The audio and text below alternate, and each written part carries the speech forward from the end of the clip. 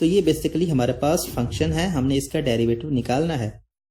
तो mean to say g dash of x which is equal to d/dx, ठीक है ना, into tan 3x over x plus 7 whole की power 4।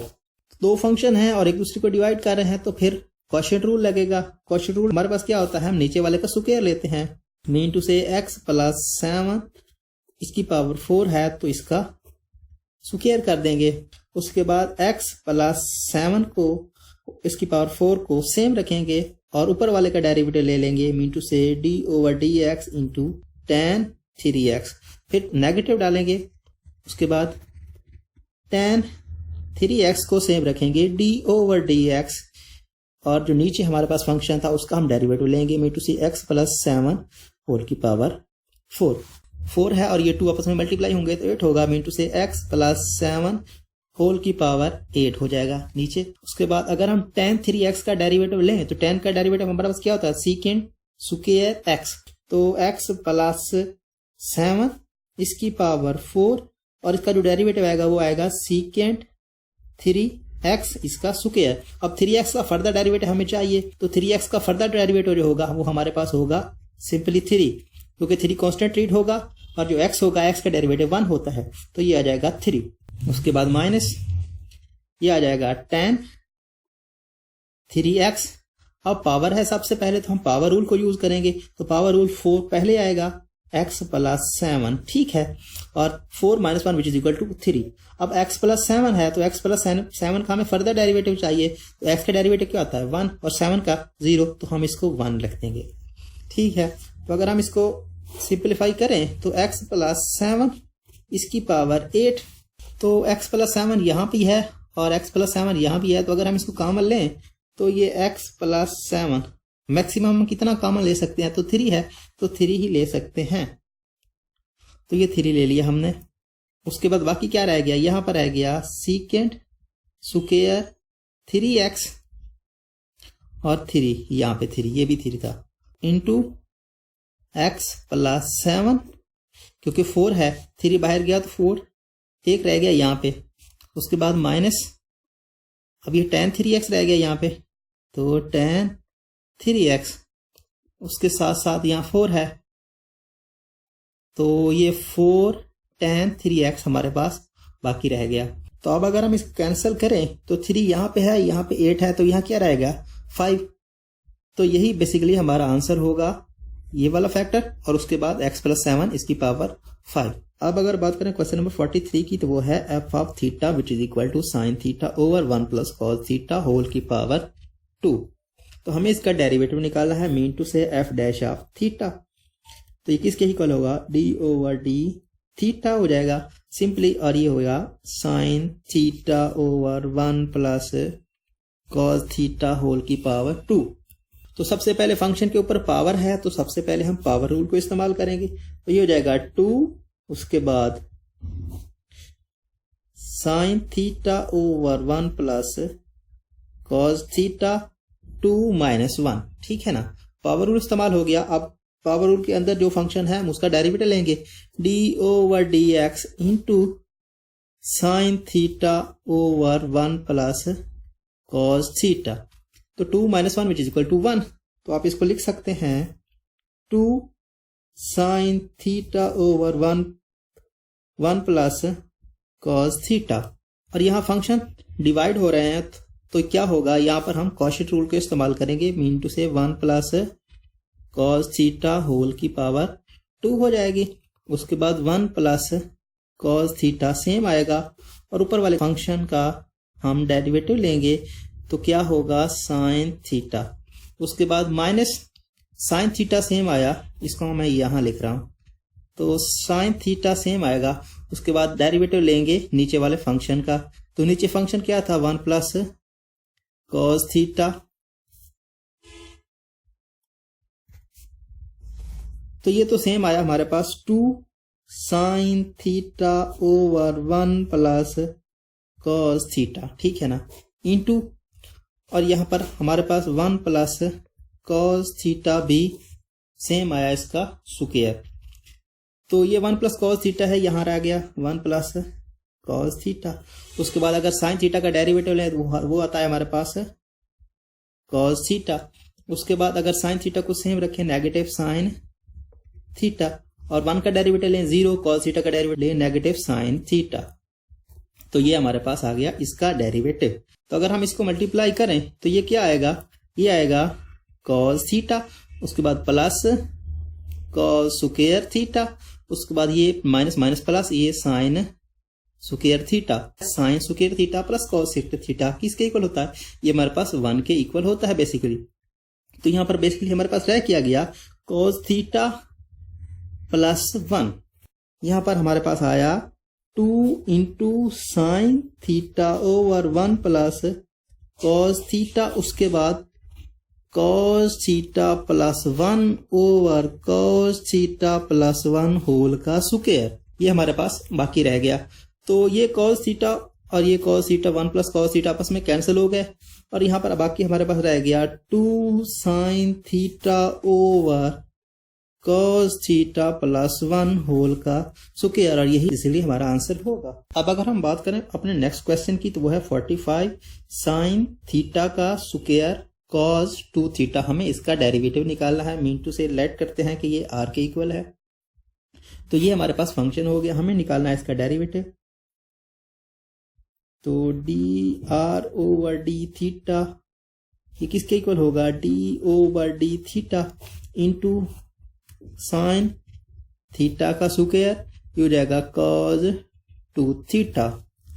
तो function आपस में मल्टीप्लाई हो रहे हैं तो क्या करेंगे, प्रोडक्ट रूल। तो प्रोडक्ट रूल में साइन थीटा का स्क्वायर हमारे पास सेम आएगा, उसके बाद डेरिवेटिव लेंगे D over d theta cos 2 theta plus उसके बाद कॉस 2 थीटा हमारे पास सेम आया, और हमने साइन थीटा का स्क्वायर का डेरिवेटिव लिया D over d theta sine theta का स्क्वायर। तो कॉस 2 थीटा है तो कॉस 2 थीटा का हमारे पास डेरिवेटिव क्या होता है, साइन, तो ये हो जाएगा साइन थीटा का स्क्वायर, और ये हो जाएगा हमारे पास नेगेटिव साइन 2 थीटा, ठीक है ना। कॉस 2 थीटा का डेरिवेटिव हमारे पास आया नेगेटिव साइन 2 थीटा, और 2 थीटा का हमें फर्दर डेरिवेटिव भी निकालना है, तो वो आएगा हमारे पास 2, थीटा का डेरिवेटिव 1 और 2 मल्टीप्लाई हो रहा है तो 2 साथ में आ जाएगा, तो ये हो जाएगा 2। उसके बाद अगर बात करें इसकी तो ये होगा कॉस 2 थीटा, उसके बाद साइन का डेरिवेटिव हमारे पास होता है कॉस, तो हम इसको लिखेंगे कॉस थीटा। उसके बाद ये है थीटा का स्क्वायर, तो थीटा का स्क्वायर का अगर फर्दर डेरिवेटिव लेंगे तो ये आएगा 2 थीटा, इस पे पावर लगेगा थीटा के स्क्वायर पे, तो ये आ जाएगा 2 थीटा। तो अगर हम इसको अरेंज करके लिखें तो ये आ जाएगा नेगेटिव 2 साइन थीटा का square sine 2 theta plus 2 theta cos 2 theta cos theta का स्क्वायर, यहाँ भी स्क्वायर आएगा और यहाँ भी स्क्वायर आएगा, क्योंकि साइन थीटा का स्क्वायर है, इसका डेरिवेटिव कॉस थीटा का स्क्वायर आएगा, और यहाँ भी कॉस थीटा का स्क्वायर आएगा, इसका फर्दर डेरिवेटिव 2 थीटा आएगा जो यहाँ है, और यही बेसिकली हमारा आंसर होगा। और अगर बात करें अपने नेक्स्ट क्वेश्चन की तो वो है r which is equal to secant square root theta और tan 1 ओवर थीटा। तो हमें इसका डेरिवेटिव निकालना है, mean to say d r over d theta d over d theta into secant square root theta tan 1 over theta. Product rule को use करेंगे तो ये हो जाएगा secant square root theta d over d theta tan 1 over theta plus tan 1 over theta t over d theta into secant square root theta, ठीक है। तो tan theta का हमारे पास डेरिवेटिव होता है बेसिकली सीकेंट स्क्वायर थीटा, लिखेंगे secant square root theta, ये आ जाएगा सीकेंट स्क्वायर, उसके बाद जो एंगल है सेम रखेंगे मीन टू से 1 ओवर थीटा। तो 1 ओवर थीटा का हमें फर्दर डेरिवेटिव भी चाहिए, mean to say d over d theta into 1 over theta, तो प्लस ये tan theta tan 1 over theta same आया। उसके बाद सीकेंट का डेरिवेटिव होता है हमारे पास सीकेंट थीटा और tan थीटा, तो इसको हम लिखेंगे secant square root theta tan square root theta, और हमें इसका फर्दर डेरिवेटिव चाहिए d/d theta square root theta. ठीक है, तो ये हो जाएगा हमारे पास secant square root theta, secant square root 1 over theta. तो अगर हम इसको ऊपर लेके जाएं तो थीटा की पावर -1 होगी, तो इस पे हम पावर रूल यूज करेंगे, तो ये हो जाएगी -1 ओवर थीटा स्क्वायर। तो मीन टू से इसका डेरिवेटिव आया 1 ओवर थीटा का स्क्वायर। ये हमारे पास डेरिवेटिव आएगा 1 ओवर थीटा का।